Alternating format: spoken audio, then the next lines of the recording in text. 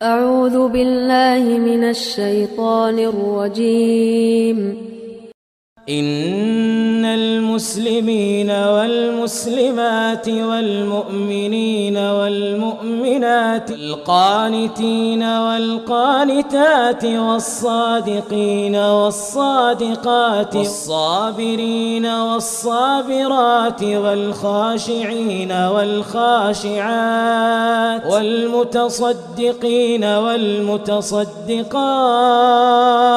والصائمين والصائمات والحافظين فروجهم والحافظات والذاكرين الله كثيرا والذاكرات أعد الله لهم مغفرة وأجرا عظيما.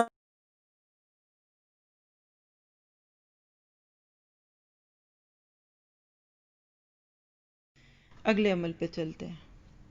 یہ بہت ہی آسان ہے. آپ کہیں گے یہ ایسا ہی سنائیں ہمیں، یہ ہمیں تعلقات والے نہ چھیڑیں، یہ ہمارے دل کے معاملے، ہمارا نہیں ابھی دل اتنا کھلا. ٹھیک ہے جی، آپ کی مرضی، میں کیا کر سکتی ہوں. اگلا عمل 8واں، جمعے کے ذریعے ہر قدم پر سال بھر کے روزوں اور قیام اللیل کا ثواب. کبھی آج تک سنا ہے آپ نے یہ بات؟ بعد میں موقع دیتی ہوں سوال کا. جمعے کی نماز کے لیے آپ نکلے، ہر قدم، ایک قدم دوسرا قدم، آپ کو ہر قدم پر 1 سال کے روزوں اور قیام اللیل کا ثواب. پہلے بتائیں کبھی یہ بات سنی آپ نے آج تک؟ اس کے تو وظیفے کوئی نہیں لوگ عام کرتے کہ مردوں کو، بیٹوں کو، بھائیوں کو، اور عورت جائے گی اس کو بھی انشاءاللہ. مرد پہ فرض ہے، عورت پہ فرض نہیں، لیکن عورت جمعے کے لیے جائے گی تو اس کو بھی اتنا ہی اجر ملے گا. حدیث سنیے گا. حضرت اوس بن اوس ثقفی رضی اللہ عنہ بیان کرتے ہیں کہ رسول اللہ صلی اللہ علیہ وسلم نے فرمایا، من غسل یوم الجمعتی وقت الصلاۃ. لفظ دیکھیے کتنے پیارے ہیں. من غسل یوم الجمعتی، جس نے جمعے کے دن سر دھویا یعنی بال بھی دھوئے، وقت الصلاۃ اور غسل کیا یعنی پانی بھی بہایا، ثم بکرا پھر مسجد میں جلدی آیا یعنی وقت سے پہلے آیا، وابتکرا اور پیدل چل کے آیا بائی واک، ومشا ولم یرکب اور چل کے آیا سواری پہ نہیں آیا یعنی مسجد دور بھی ہے یا اتنی ہے قریب ہے جا سکتا ہے تو پیدل گیا. پھر ودنا من الامامی، امام سے بالکل قریب ہو کر بیٹھا. یہ کب ہوگا؟ جب جلدی آئے گا، پہلی صف میں سے بیٹھے گا. پھر فاستمع، پھر غور سے سنا کیا؟ خطبہ. ولم یلغو اور لغویات سے بچا یعنی خطبے کے دوران دل دماغ کہیں اور یا میسج چیک کرتے اور نظریں ادھر ادھر نہیں تھیں. کان لہو بکل خطوۃ عمل سنۃ، اس کے لیے ہر قدم کے بدلے اجر صیامہا و قیامہا، 1 سال کے روزے اور قیام کا ثواب ہے. اور حوالہ تو نوٹ کر لیں، یہ تو کسی نے ماننی نہیں حدیث آپ کے. اگر آپ ریفرنس نہیں دیں گے وہ کہیں گے یہ من گھڑت بات ہے. اور واقعی یہ ریفرنس نہ لکھے ہوتے تو میں بھی نہ کہتی، میں نے نہیں تھا ماننا. ابو داؤد کی روایت ہے 345 نمبر کی، ترمذی میں 496 ہے، اور ناصر الدین البانی کی کتاب میں 410 نمبر ہے. یعنی صحیح روایت ہے، اس میں کوئی شک نہیں. اب آپ مجھے بتائیے کہ اس میں مشکل کیا ہے؟ عام طور پہ آپ دیکھیے کہ یہ جو باتیں اللہ تعالیٰ کے نبی کی روایت سے آپ تک، میرے تک پہنچی ہیں، اس سے کیا پتہ چلتا ہے؟ کہ جمعے کا اہتمام ہونا چاہیے. آپ کہتے ہیں کہ جمعہ عید کا دن ہوتا ہے، عید والے دن صاف کپڑے پہنتا ہے انسان، حیثیت ہو تو نیا پہن لیں، غسل کرنا، پھر عیدگاہ میں جانا، یہ سارے کام آپ ایک عید کے دن کرتے ہیں. اس کو اگر آپ جمعے کے دن کرتے ہیں تو اس پہ اجر ہے. اور آپ دیکھیے کہ ایک ایک قدم پر ثواب ہے. 1 رات کے قیام اور روزوں کا نہیں، 1 ہفتے یا 1 مہینے کے نہیں، 1 سال کے قیام اور صیام کا اجر ہے. تو بتائیے اس بندے کا اجر کوئی سمیٹ سکتا ہے؟ جو مرد مسجد کے جمعوں کو چھوڑ دیتے ہیں نا، اللہ کے نبی کی بات سچ ہے کہ دل پہ مہر پڑ جاتی ہے. وجہ کیا؟ اس اجر سے محروم ہے. پھر آپ دیکھیے اس روایت میں لفظ ہے غسلہ، اسے 2 طرح پڑھا گیا ہے، یعنی تخفیف کے ساتھ اور تشدید کے ساتھ. مثلا تخفیف کے ساتھ پڑھیں گے تو کیا ہوگا؟ غسل واغتسل، یعنی شد نہیں پڑھتے اس میں نا، تو پھر معنی کیا ہوتا ہے؟ جو جمعے کے دن اپنا سر دھوئے اور غسل کرے. اور ابو داؤد میں بھی اس کی روایت موجود ہے جس میں یہ چیز ملتی ہے. اور اس کا مفہوم کیا ہے؟ کہ جو جمعے کے دن اپنا سر دھوئے اور غسل کرے. من غسل راسہ یوم القیامت واغتسل. امام بہقی کہتے ہیں کہ سر کو الگ سے دھونے کی کیا وجہ؟ کہہ دینا تو بس غسل کر لو. کہتے چونکہ اس دور میں لوگ اپنے سر میں تیل اور ختمی ایک قسم کا پودا تھا اس کو استعمال کرتے تھے، اس لیے پہلے سر دھوتے پھر غسل کرتے. یعنی بالوں میں سے تیل کا اثر نکالنے کے لیے پہلے خالی سر دھو لیتے پھر ہوتے. اور مسجد میں جلدی جانے کا مطلب کیا ہے؟ کہ اول وقت میں جائیں، کم از کم پہلے خطبے کو پالے، اور اس پر اجر کرنے والا 2 اور اجر و ثواب کے خزانے بھی پاتا ہے. کون سے؟ مکمل حج کا ثواب. اللہ کے نبی نے فرمایا جو خیر یعنی نیکی کی بات سیکھنے یا سکھانے کے لیے مسجد گیا اس کو مکمل حج کا ثواب ملے گا. اس کا بھی ریفرنس نوٹ کر لیں. صحیح المعجم الکبیر طبرانی کی روایت ہے 7473 نمبر کی، اور ترغیب و ترہیب میں 86 نمبر کی ہے. حج کرنا مشکل ہے کہ آسان ہے؟ آپ میں سے کوئی بتا سکتا ہے اس ملک سے اگر آپ حج کرنے جائیں تو عموماً کتنا خرچہ ہوتا ہے؟ ناروے کا مجھے پتا ہے 50 سے 60 ہزار کرون. آپ کے ادھر کتنا ہے؟ 5-6 ہزار یورو. ہر ایک نہیں جا پاتا. فیملی کے ساتھ جائیں تو کتنے ہزاروں ہیں. اور کس کو پورے حج کا ثواب مل رہا ہے؟ جو لوگوں کو خیر کی بات بتانے، سیکھنے یا سکھانے کے لیے مسجد گیا. یہ تو آپ سب کے میرے لیے بڑی خوشی کی بات ہے.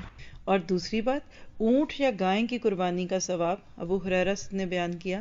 رسول اللہ صلی اللہ علیہ وسلم نے فرمایا جس نے جمعے کے روز غسل جنابت کی طرح اہتمام سے غسل کیا، یعنی طہارت کا غسل جیسے بھی جنابت کی حالت میں ہوتا ہے اس طرح کرے، پھر جمعے کے لیے گیا تو گویا اس نے اونٹ قربان کیا. جو دوسری گھڑی میں یعنی ذرا سا اسے لیٹ گیا گویا کہ اس نے گائے قربان کی. اور جو تیسری گھڑی میں گیا گویا اس نے سینگوں والا مینڈھا قربان کیا. اور جو چوتھی گھڑی میں گیا گویا اس نے مرغی قربان کی. اور جو 5ویں گھڑی میں گیا گویا کہ اس نے انڈا قربان کیا. یعنی اب اجر کم ہوتا جا رہا ہے. اور جب امام آئے تو فرشتے ذکر سننے کے لیے حاضر ہو جاتے ہیں. یعنی جب خطبہ شروع ہو جائے تو اس کے بعد آنے والوں کو صرف ظہر کی نماز کا اجر ملتا ہے، ان کو جمعے کا اجر نہیں ملتا. اور اپنے کلچر میں تو میں نے دیکھا ہے گھڑی دیکھتے رہتے ہیں کہ کب خطبہ ختم ہو کر امام صاحب جا کر وہ عربی کا خطبہ شروع کریں پھر ہم پہنچے. میں سوچتی ہوں کہ ماں کہاں غافل ہو گئی. کس ماں نے یہ غلطی کی کہ اپنے 7-8 سال کے بچے کو مسجد میں بھیجنے کا اہتمام نہیں کیا؟ یہ ماں کی غفلت ہے. ٹھیک ہے باپ تو ہوتے ہی ایسے ہیں، عام طور پہ کمانے کھانے میں مصروف ہیں. میں ایسی عورتوں کو جانتی ہوں ماشاءاللہ، اللہ تعالیٰ توفیق دے، جب قرآن سے جڑی. اب چھوٹے بچے جیسے بھی دیکھیے کہ آج ہمارے سامنے جن بچوں نے تراویح پڑھائی وہ کتنی ایج کے ہیں. اللہ تعالیٰ ان کو زندگی دے، ماں باپ کے لیے صدقہ جاریہ بنائے. یہ جو آپ کے ساتھ وہ یہاں جاگ رہے ہیں یہ ان کو ساری زندگی یاد رہے گا. اور کبھی ہماری بھی زندگی رہی تو ہم بھی کہیں گے تم وہی تھے نا جو تم ہمیں تراویح پڑھاتے تھے. اور بعض لوگ کہہ سکتے ہیں اچھا بچے تراویح پڑھائیں. آپ کو پتہ ہے کہ نبی صلی اللہ علیہ وسلم کے دور میں اسی ایج کے بچے نماز پڑھتے تھے کہ حتیٰ کہ چادر باندھتے تھے تو ان کے چادر کھلنے کا خطرہ ہوتا تھا. تو آپ نے مقتدیوں کو حکم دے دیا کہ جب تمہارا امام یعنی عورتیں ہیں پیچھے اگر یا جو بھی پڑھیں، تمہارا امام جب تک بالکل سیدھا ہو کے بیٹھ نہ جائے تب تک تم سجدوں سے نہ اٹھو. جب ہم نے اس عمر کے بچوں کو نہیں آگے لانا تو کب لانا؟ اس سے بڑے آتے ہمارے ہاتھ میں. آپ سوچیں ہاں ذرا، اس سے بھی پہلے یہ اہتمام شروع کر دیں پھر نہیں رونا پڑتا کہ اللہ ان کو کیسے سجاؤں. کچی ڈالی ہے جدھر مڑیں گے مڑ جائے گی، لیکن اگر ڈالیاں پکے درخت بن جائیں ہم سے بھی 1 فٹ اونچے تو سنتے ہیں. اس لیے اپنے بچوں کو ساتھ لے کر چلے. اور میں واقعی فیل کرتی ہوں، مائنڈ نہ کیجیے گا، یورپ میں بچے بہت نگلیکٹڈ ہیں. یورپ کے بچے کیوں نگلیکٹڈ ہیں؟ کہ یہاں عورتوں کو مسجدوں میں کم جانے دیا جاتا ہے. یہ میں ساری بات کا نچوڑ بتا رہی ہوں، کوئی تقابل نہیں کر رہی. میں نے پچھلے 15 سال نہ بھی کہوں اگر تو 11-12 سال تو میں نے امریکہ میں گزارے ہیں. میں نے جس اہتمام سے مسجدوں میں شوہر، بیوی اور بچے اور اگر شوہر بیوی بچے تو مغرب اور عشاء میں دیکھے ہیں میں نے، یا افطاریوں میں دیکھے ہیں، لیکن جس اہتمام سے ماؤں کو بچوں کو مسجد میں لے کر جاتے دیکھا میں نے پاکستان میں بھی نہیں دیکھا تھا. ہمارے پاکستانی کلچر میں عورت کو تو مسجد سے 2 فٹ پیچھے ہی باہر نہ نہ بی بی تم نہیں آ سکتی ادھر. یقین کریں نہیں جا سکتی، برا معجوب لگتا ہے. صرف اعتکاف میں کھانا دینے جانا ہوتا ہے، میں نے اپنی سانس کھینچ کے جاتی ہوں کہ کوئی کہے گا یہ عورت مسجد میں کیا کر رہی ہے. رواج نہیں ہے، اہتمام نہیں ہے. اس کی وجہ سے ہمارے بچے دور ہو گئے اور تعلیم بھی اس طرح کی پراپر نہیں ہے. تو واقعی اگر آپ سوچ رہے ہیں کہ اگر ایسا ہے تو بچوں کو ساتھ لے کر نکلیں، کیونکہ جو پڑھ سن کے آنا ہے گھر آ کے انہی کے ساتھ ہی رہنا ہے اپنے. تو بہرحال اپنی نسلوں کو ہم نے خود سنبھالنا ہے. کوئی بات جو ابھی تک ہوئی. جی آپ کا سوال کیا ہے؟ میرا سوال یہ ہے کہ دادا جی بھائی یہ بھی سونے معاف کرنے والا وعدہ ہوندا ہے والوں جانی کی. جی بہت اچھا سوال ہے ان کا کہ اگر معافی کی بات ہو رہی ہے تو آپ تو معاف کر دیتے ہیں، اگلا نہیں کرتا. اگلا نہیں کرتا. پہلی بات. دوسری بات ہے کہ اگلے تک بات ہی نہیں پہنچی، آپ کو برا اجر ملے گا. نبی صلی اللہ علیہ وسلم کے دور میں ایسا سوال پوچھا گیا تھا. ایک عورت نے کہا کہ میری ہمسائی مجھ سے ناراض ہے. اللہ کے نبی کی بات سنی ہوگی کہ اس کو کھانا دے دیا کرو، اس سے شیئر کرو. کہا میں دیتی ہوں وہ لیتی نہیں ہے، بھیجتی ہوں قبول نہیں کرتی. کہا تو اس کی اور اپنے گھر کی بیچ کی دیوار پہ رکھ دے، اگر وہ نہیں لے گی نا تو اس کو گناہ ہوگا، تجھے نہیں ہوگا. اسی طرح ایک موقع پہ صحابی نے پوچھا اللہ کے نبی فلان ناراض ہے، میں سلام کرتا ہوں وہ جواب ہی نہیں دیتا. کہا تو سلام کر، وہ جواب نہ دے کر اللہ کے ہاں گناہ گار ہوگا. تو کیا سمجھ آیا؟ آپ کا دل تو ہلکا ہو گیا نا، کسی دوسرے کی آپ کو کیا پرواہ ہے. آپ اپنے اوپر لیں، اس کو معاملہ اللہ پہ چھوڑ دیں. اور میں آپ کو ایک بات کہوں، ہمارے ہاں کہتے ہیں کہ جو دل سے نکلتی ہے اثر رکھتی ہے، پر نہیں مگر طاقت پرواز رکھتی، کچھ اس قسم کے شعر ہیں. اگر آپ دل سے کسی کو معاف کریں گے، کسی کو بتائیں بنا گھر بیٹھے معاف کر دیں، اللہ ہواؤں اور لہروں کے ذریعے اس کے دل میں آپ کے لیے نرمی ڈال دے گا. ٹھیک ہے جی. اور کیا سیکھا ابھی آج ہم نے؟ پوائنٹ دہرائیں ذرا پہلا آج کا. جی بتائیے پہلا پوائنٹ کیا سیکھا آج ہم نے؟ اچھا اخلاق تہجد کے ثواب کے برابر چلا جاتا ہے. دوسرا، اسی کے اندر ہم نے معافی کی اتنی تفصیل پڑھی، صلہ رحمی کی بات پڑھی. نیکسٹ، بیوہ عورت اور یتیم بچوں کی کفالت کا اجر پڑا. اور کیا پڑا ہے؟ جمعے کے لیے چل کے جانے کا اتنا اجر. ایک آخری اور کر لیتے ہیں، ٹھیک ہے؟ 9واں نمبر. الگ الگ کریں گے تو بہت سے اور بن جائیں گے، لیکن یہ بڑا خوبصورت ہے، آسان سا عمل ہے. قیام اللیل کی نیت کر کے سونے پر قیام کا ثواب. یہ تو سارے کر سکتے. حدیث سنیے، ابی درداء رضی اللہ عنہ کہتے ہیں نبی صلی اللہ علیہ وسلم نے فرمایا من اتا فراشہ، جو اپنے بستر پر آیا، وہو ینوی، اور نیت کی کیا کہ رات کو اٹھ کر تہجد پڑھوں گا، فغلبتہ عیناہ، پھر غلبہ آ گیا اس کی آنکھوں پہ، یعنی سوتا ہی رہ گیا، حتی اصبح، یہاں تک کہ فجر ہو گئی، کتب لہ ما نوی، لکھ دیا جائے گا اس کے لیے وہی کچھ جس کی اس نے نیت کی. وَكَانَ نَوْمُهُ صَدَقَةً عَلَيْهِ، اور ہوگی اس کی نیند صدقہ اس کے حق میں، مِن رَبِّهِ عَزَّ وَجَلَّ، اس کے رب عز و جل کی طرف سے. میں نے اپنے لفظوں میں آپ کو پچھلے سیشن میں یہ حدیث بتا ہی دی تھی. نیت کر کے سوئیں، لیکن جھوٹی نیت کے سچی. اللہ کو دھوکہ تو نہیں دے سکتے نا. تو آپ دیکھیے کہ آپ نیت کریں، اللہ آپ کو نیند کا بھی تحفہ دیتا ہے. کتنا آسان ہے اس رب کو راضی کرنا جس سے ہم اکثر دور دور ہوتے ہیں. اب یہ نہ نیت کریں گے، نیت اس لیے کر رہی ہوں کہ سوتے ہی رہنا ہے، پھر اگر آنکھ کھل جائے تو پڑھ بھی لے، پتہ چلے نہیں میں نے تو کی نیت اس لیے تھی کہ آنکھ ہی نہیں کھلنی ہے. تو یہ کافی اتنے آج اور بھی بتا سکتی ہوں، لیکن میرا خیال ہے کہ تھوڑا تھوڑا پڑھیں تاکہ ہضم کریں. ٹھیک ہے اتنا.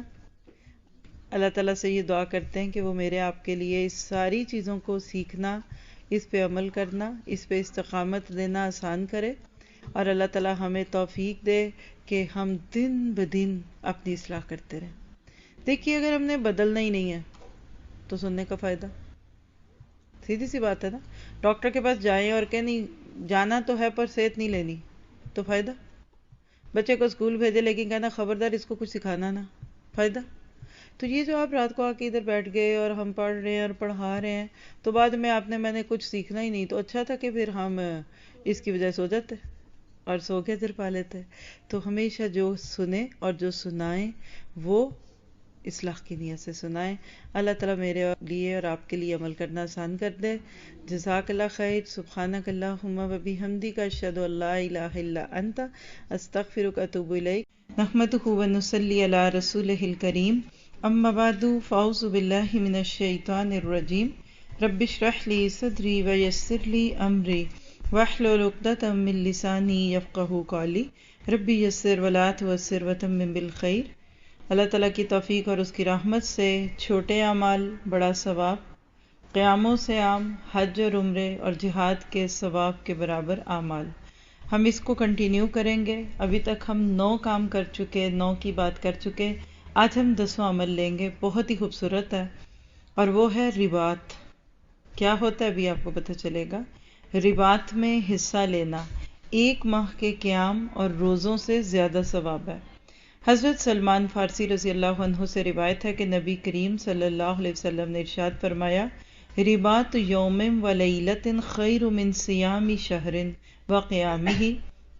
1 دن اور 1 رات سرحد پر پہرا دینا 1 ماہ کے روزے رکھنے اور قیام کرنے یعنی تہجد پڑھنے سے بہتر ہے. اور اگر وہ پہرا دینے والا اس عمل کے دوران فوت ہو گیا، اس کا وہ عمل جو وہ کر رہا تھا آئندہ بھی قیامت تک جاری رہے گا اور اس کے لیے اس کا رزق جاری کیا جائے گا اور وہ قبر میں فتنوں یعنی آزمائشوں سے محفوظ رہے گا. اب یہ رباط کیا ہوتا ہے تھوڑا سا تو آپ کو اندازہ ہو گیا ہے. اصل میں اسلامی سرحدوں کی حفاظت کرنا. آپ کو پتہ ہے کہ نبی صلی اللہ علیہ وسلم کی زندگی میں ہی چاروں طرف دشمنیاں تھیں اور مسلمانوں پہ بہت زیادہ خوف کے حالات قائم کیے گئے. حتیٰ کہ ایک رات آپ نے فرمایا کہ کوئی ایسا ہے کہ جو آج کی رات میرے گھر کا پہرا دے اور میں آرام سے سو سکوں. ذرا سا کھٹکا بھی آتا تھا مدینہ میں ارد گرد سے تو لوگ سوچنے لگ جاتے تھے کہ دشمن آ گئے. اس کے بہت سارے واقعات ہیں. اب وہ دور تو وہ دور تھا. آج کے دور میں اس کو کیسے لیں گے؟ تو یاد رکھیے کہ مسلمانوں کی ایک ہوتی ہیں علاقائی سرحدیں، علاقے. جیسے صرف مثال دینے کو سمجھاؤں گی، پاکستان اور انڈیا 2 ہمسایہ ملک ہیں. تو پاکستان کی سرحد یا باؤنڈری وال جو انڈیا سے لگتی ہے تو وہاں ہر وقت فوجی ہوں گے نا. اسی طرح انڈیا کے فوجی بھی ہوں گے، پاکستان کی طرف پاکستان کے فوجی ہوں گے. اب وہ کیوں کھڑے ہیں؟ کچھ نہیں ہو رہا، صرف اس لیے کھڑے ہیں کہ دیکھتے رہے. اگر کسی وقت کوئی اس بارڈر کو کراس کرنے کی کوشش کرے تو پاکستان کی طرف آنے کی کوشش کرے گا تو پاکستانی فوج پوچھے گی. اگر کوئی اسی طرح انڈیا کی طرف جانا چاہے گا بغیر اجازت کے تو انڈیا والے پوچھیں گے. تو کسی مسلمان کا کسی اسلامی ملک کی سرحدوں پر پہرا دینا، اس کو رباط کہتے ہیں. اور آپ قرآن پاک میں بھی پڑھتے ہیں سورۃ آل عمران کی آخری آیتوں میں، یا ایھا الذین آمنوا اصبروا وصابروا ورابطوا واتقوا اللہ لعلکم تفلحون. تو وہاں جو لفظ رابطوا ہے اس میں رباط بھی آتا ہے. بہت خوبصورت عمل ہے.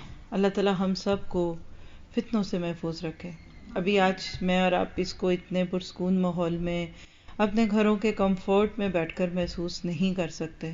لیکن اگر کبھی کسی کے منہ سے آپ نے سنا ہو جو بالکل بارڈرز کے قریب رہتے ہیں، ہماری اپنی فیملی میں بہت سارے لوگ ہیں جو جموں کشمیر سے ہجرت کر کے پاکستان آئے، یا مقبوضہ کشمیر کا نام آپ نے پاکستان میں سنا ہوگا، اسی طرح آپ نے واہگہ بارڈر کا نام سنا ہوگا، پھر اسی طرح سیالکوٹ بارڈر جو ملتا ہے. یہ کوئی نئی ڈھکی چھپی باتیں نہیں ہیں.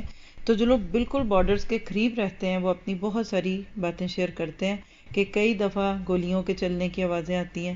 کیونکہ دیکھیے جیسے دنیا میں کسی بھی ملک میں حکومت رولز تو بناتی ہے نا. یہیں دیکھ لیجئے کیا فرانس حکومت نے رولز نہیں بنائے ہوئے، لیکن جو من چلے ہوتے ہیں وہ رولز کو بریک کرنا چاہیں گے. جو کبھی اوور سپیڈنگ کی صورت میں، کبھی ریڈ لائٹ پہ نہ کھڑا ہونا. تو آپ دیکھیے کہ ذرا سا چھوڑ دیجئے تو لوگ فساد پھیلانے کی کوشش کرتے ہیں نا. ہر جگہ یہ ایسا ہوتا ہے. اسی طرح جہاں سرحد ہے، جہاں دوسری طرف ہے ہی دشمن، تو وہاں کوئی فساد کیوں نہیں پھیلائے گا؟ وہاں تو بہت زیادہ خطرے ہیں.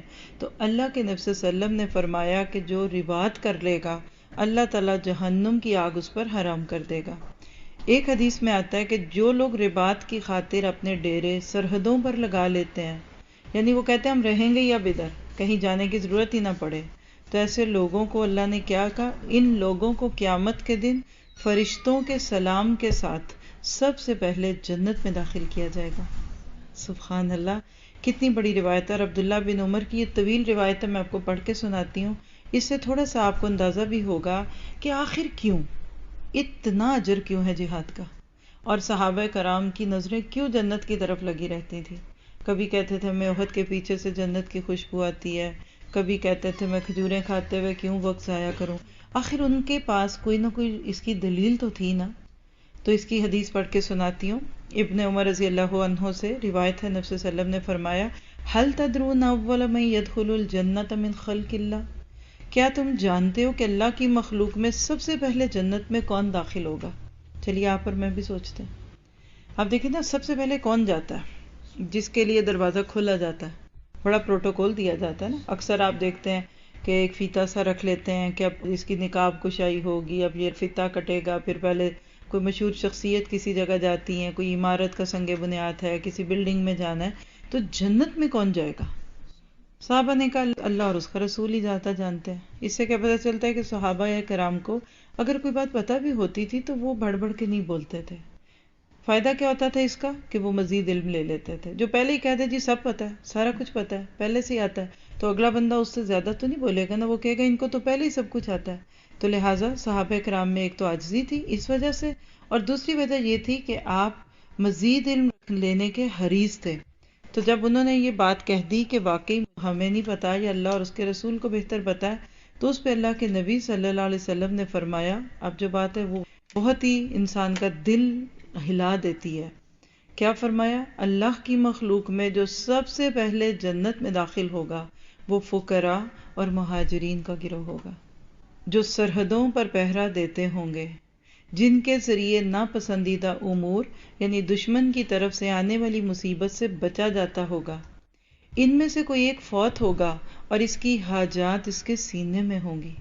پتہ نہیں بھوکا مرے گا، پتہ نہیں کپڑے بھی پورے نہیں تھے، یعنی دل میں بھی کتنی تمنائیں تھی. چاہتا تو محنت کر کے وہ کما لیتا، لیکن وہ کہتا میں نے اللہ کے دین کی حفاظت کرنی ہے، تو وہ نہیں اپنی ذاتی ضرورتوں کو سینے میں لیے ہوئے مر گیا. وہ ان کو پورا کرنے کی طاقت نہیں رکھتا ہوگا.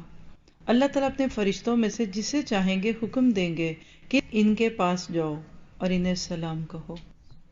فرشتے کہیں گے اے رب، ہم آسمانوں کے رہنے والے، یعنی ہماری تو اتنی شان ہے، آپ کی مخلوق میں سے منتخب لوگ، کیونکہ فرشتوں کا مقام بڑا، آپ ہمیں ان کو سلام کرنے کا حکم دے رہے ہیں. یعنی فرشتے حکمت سمجھ نہیں پائیں گے کہ غریب، مہاجر، کٹے پھٹے جسموں والے، پتہ نہیں کپڑے بھی جسم پہ پورے ہیں نہیں، تو کیا ہم ان کو سلام کریں؟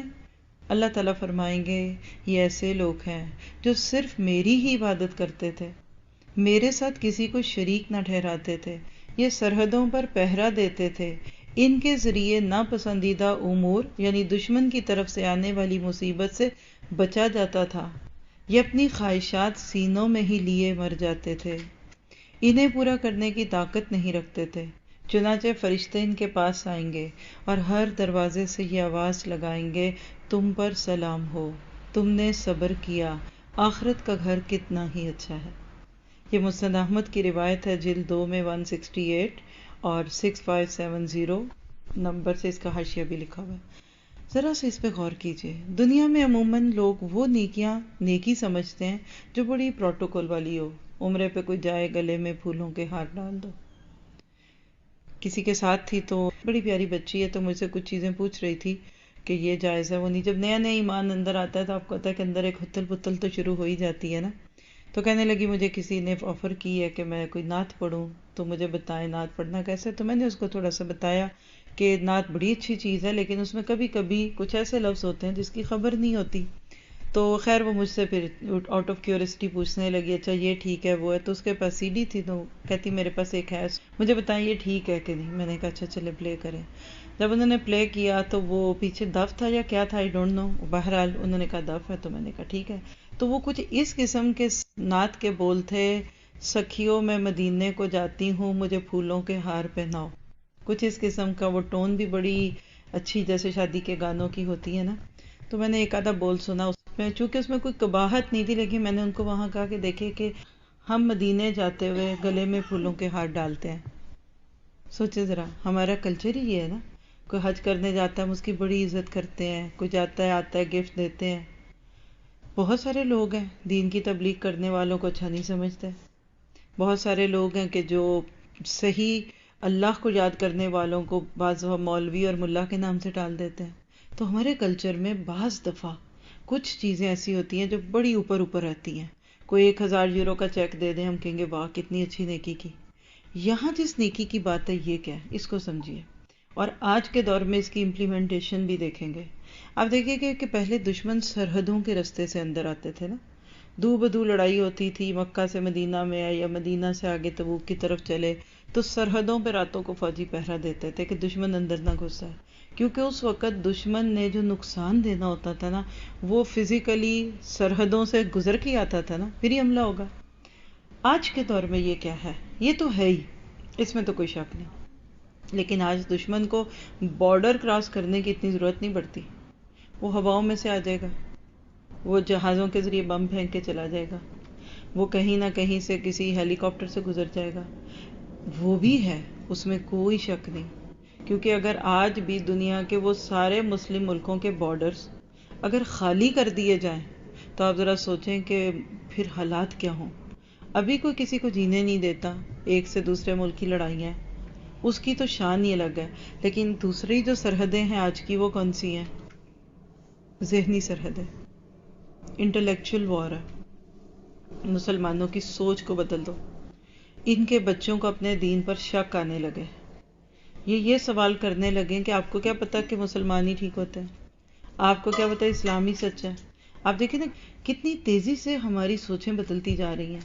کل پتہ نہیں کسی ایک بات پہ میں سوچ رہی تھی کہ ہمارے کلچر میں تو یہ کوئی انہونی بات ہی نہیں تھی کہ بڑے بزرگ گھر میں ہوں اور بہو بیٹیاں دوپٹے سروں پہ نہ لیں یا پردہ اور حجاب اور دوپٹہ. یعنی شرم و حیا نہ صرف یہ کہ ہمارے دین کا حصہ تھی، ہمارے کلچر کا بھی حصہ تھی. سچ ہے کہ نہیں ہے؟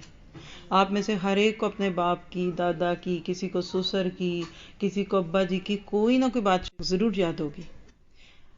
کل جو باپ کو دیکھ کر بیٹی کا رویہ ہوتا تھا یا باپ کی موجودگی میں جس حال حلیے میں بیٹی ہوتی تھی، آج کے دور میں کیا ایک نیک باپ اور ایک اچھی بیٹی بھی کیا اس شرم اور حیا سے ایک دوسرے کو دکھتے ہیں؟ بھائی بہن کا رشتہ کتنا مقدس تھا. بھائی ہمیشہ گھورتے ہی رہتے تھے. جو بیچاری ان میرڈ بہنیں ہوتی تھی وہ دکھی ہوتی تھی بھائیوں کے ظلم سے. اندر جاؤ، باہر چلو، سیدھی ہو جاؤ، کیسے کھڑی ہو، ادھر کیوں گئی تھی. ڈانٹی پڑتی تھی. میں نہیں کہتی کہ ناجائز ڈانٹ کھانی چاہیے، لیکن یہ آبویس تھا. باپ سے زیادہ بیٹیاں بعض دفعہ بڑے بھائیوں سے ڈرتی تھی. تو یہ ہمارا کلچر بھی تھا اور یہ ہمارا مزاج تھا. اب کیا ہو رہا ہے دن بدن، اس کو سوچنے کی ضرورت ہے. کیا وہی نہیں ہو رہا کہ جس کو کہتے ہیں کہ جو نہ خوب تھا وہی خوب ہوا، کہ غلامی میں بدل جاتا ہے قوموں کا ضمیر. تو یاد رکھیے ہر دور میں مسلمانوں کی سرحدوں کی حفاظت کرنا، دشمنوں کو اسلام کے قوانین دکھانا، یہ خوبصورتی ہے اس میں. میں سمجھتی ہوں یہ بھی کسی جہاد سے کم نہیں ہے. اور اس کے لیے جو جہاد ہے وہ علم کا جہاد ہے. آج کے دور میں ہم سب کو اس انٹلیکچوئل جہاد کے لیے تیاری کرنی چاہیے. راہ چلتے کوئی آپ کو روک کے پوچھ لیتا ہے قرآن میں کیا ہے، راہ چلتے کوئی آپ کے نبی پر کوئی بات کہہ دیتا ہے، ہم منہ دیکھتے رہیں گے.